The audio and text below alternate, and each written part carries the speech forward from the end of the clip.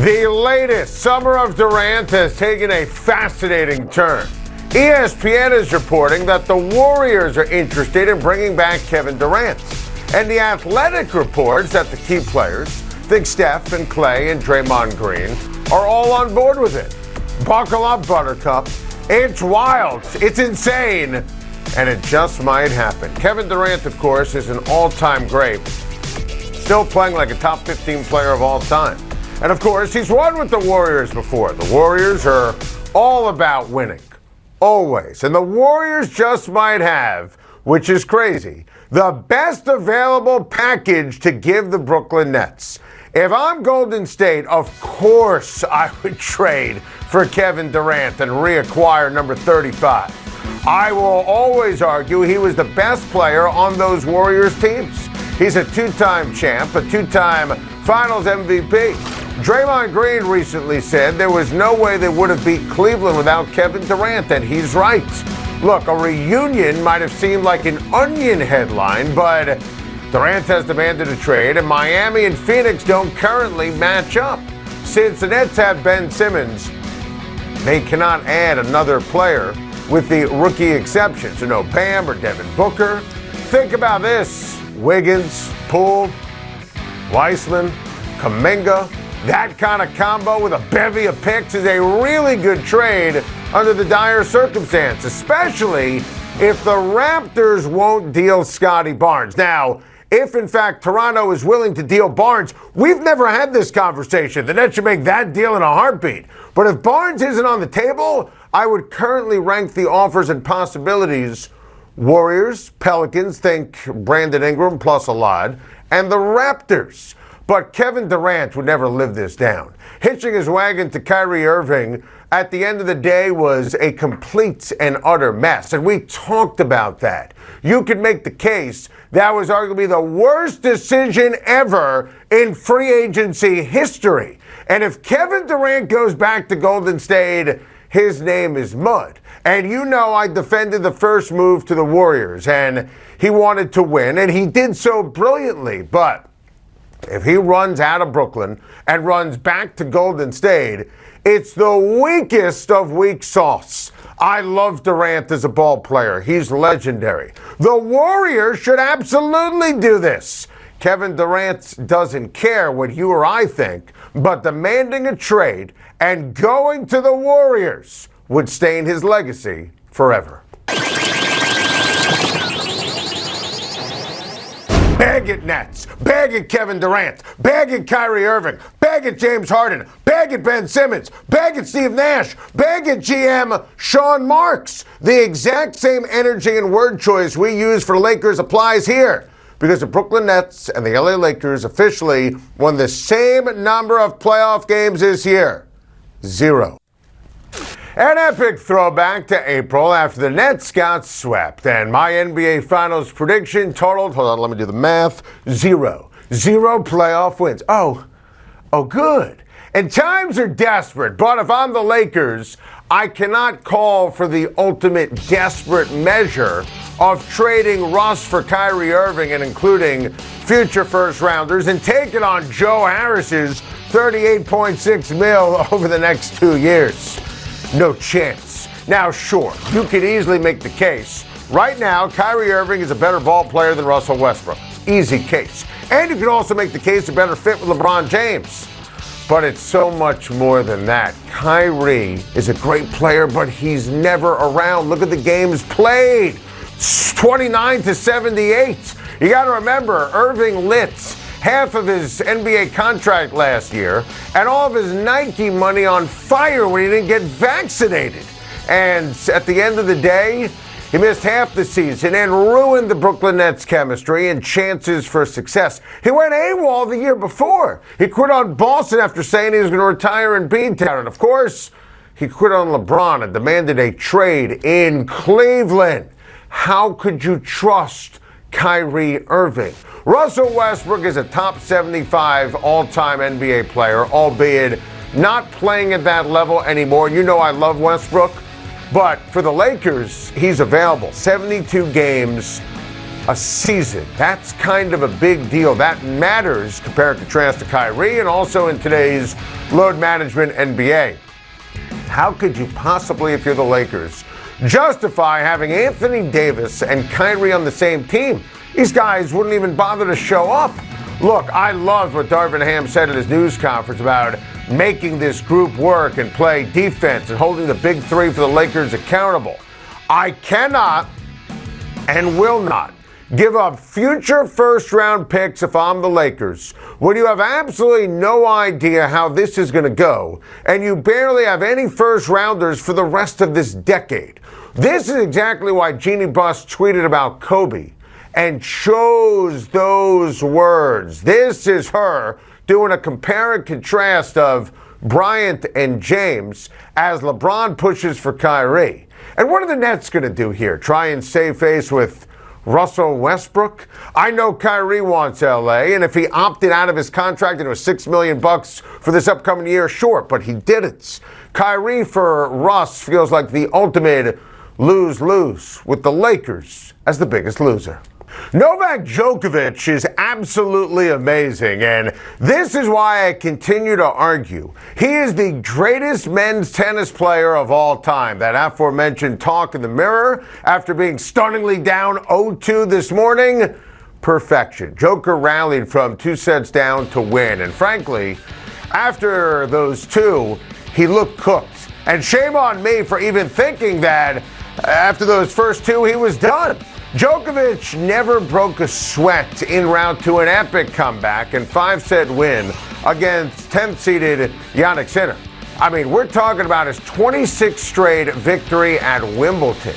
We're talking about the 11th straight time that Joker has reached at least the semifinals, and the 15th time overall. Sure, Nadal has 22 Grand Slam titles. He's unreal. I've always said, Novak more dominant, and Nadal has played longer than Djokovic. Obviously, for Djokovic, there have been some missed opportunities recently because he's not vaccinated, and he's missed tournaments. So if you want, you could choose to hold that against him. But watching him this morning was majestic, which is the usual. That was masterpiece theater from the GOATs. A lot to talk out on a Tuesday. The start of NBA free agency has brought some blockbuster trades, including the Utah Jazz sending 3-time Defensive Player of the Year Rudy Gobert to the Minnesota Timberwolves for an absolute haul of picks. Who won this trade? Let's talk this baby out together. First and foremost, I absolutely love this for Minnesota. The Minnesota Timberwolves can't attract free agents.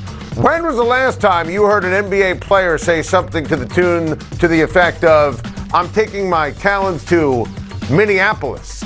I get it. 4 first-round picks, it's a lot.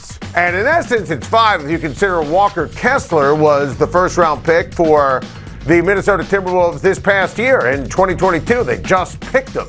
And the first 3 of those 4 aforementioned picks are ones that are unprotected. But Rudy Gobert, you know, and I've said this forever when he was in Utah, Rudy Gobert is a stud. 3-time Defensive Player of the Year, 6-time All-Defensive Ball Player, 4-time NBA All-Star. This guy is absolutely incredible, and he makes the All-NBA team all the time. He's a rebounding machine. He's unbelievable in terms of his field goal percentage. He blocks a lot of shots. He alters a lot of shots. And Minnesota could have just stayed and, been okay in that 7 to 10 range. When you add somebody like Gobert to this mix, a stud in Karl Anthony Towns, who I believe is going to be better offensively at the 4 than the 5, defensively better at the 4 than the 5. Anthony Edwards, who is an absolute young stud, a bucket getter. He is tremendous when it comes to scoring the basketball. D'Angelo Russell, who I absolutely love.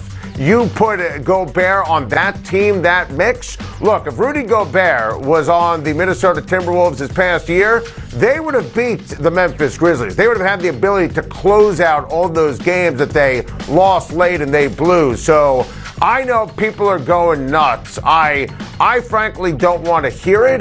The Timberwolves are going to be in the mix, and this is the right way to phrase it, to get to the Western Conference Finals. You know, we still have a lot that needs to ultimately shake out in the offseason out west. We'll see. We talked about Golden State to start the show, see what happens in terms of if Dallas adds anybody at the point guard position. You know I like what the Clippers did with John Wall. They're going to get Kawhi, going to get Paul George back. The Timberwolves are now in the discussion, and they were not in the discussion before. So Tim Connolly is a genius. You know that I love that hire, loved him in Denver. He's aggressive. He takes risks. Think about what he did. He picked Jokic. Obviously, what he did with the Michael Porter Jr. draft selection when so many other teams didn't want to draft him because of the back injury. That has turned out to be a win for Denver. He's very smart, very calculated. He knows what he's doing. I really defend Minnesota. Love this. The only thing worse than giving up these draft picks is not going for the jugular and not trying to win. Now, from a Utah perspective, look, I get this, right? Those picks are phenomenal. They're toys for Danny Ainge, who just became the CEO. Now, I like the old Utah Jazz, right? I love Quinn Snyder. I think he's one of the brightest coaches in all of basketball. I love Donovan Mitchell. I love Gobert. I love Mike Conley. But, you know, we can't live in the past. Quinn Snyder left, and after he takes a year off, he'll come back and be a gem at a different stop. Gobert leaves. You know, I'm sure Donovan Mitchell doesn't want to stay too much longer. So they hire a 34-year-old Will Hardy, assistant coach from Boston.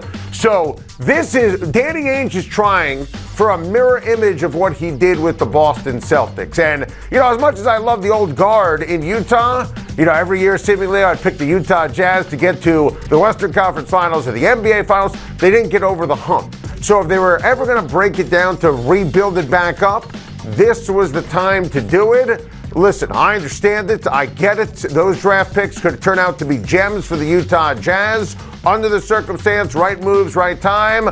I can't stress enough how much I love this for the Minnesota Timberwolves. Speaking of trades, the Boston Celtics acquired Malcolm Brogdon from the Pacers. And wow, what a move. So it begs the follow-up question. How much better are the Boston Celtics after the Brogdon trade? Let's talk this one out together. Listen, I think the Boston Celtics are one of the real big winners here of the offseason. I love the Malcolm Brogdon trade. We talked about how big they were going to go at the point guard position if they could win a championship with Marcus Smart. And I still think that they can, but now this is another option for Ime Udoka at the point guard position. Brogdon is a tremendous talent. Obviously, availability was the issue this past year, but we're talking about 20 points a game. We're talking about someone who crashes the boards, a big-time leader, distributes incredibly well, and you know I love Jason Tatum. Jason Tatum is coming off of, obviously, a horrendous NBA Finals. And frankly, he went the other way after seemingly getting over that hump and becoming a superstar after the tail end of that Milwaukee series. So I think the Danilo Gallinari move, which is expected, that he's going to join the Boston Celtics, that's a tremendous move by Brad Stevens in terms of getting a bucket getter. They needed to add. There are a lot of good teams, really good teams in the Eastern Conference. Staying the same would not be good enough for the Boston Celtics. They needed to upgrade the roster. They did so with Brogdon and Gallinari. I love what Brad Stevens has done to start this offseason. Thank you for watching. Please like and subscribe, and don't forget to hit the bell for more videos.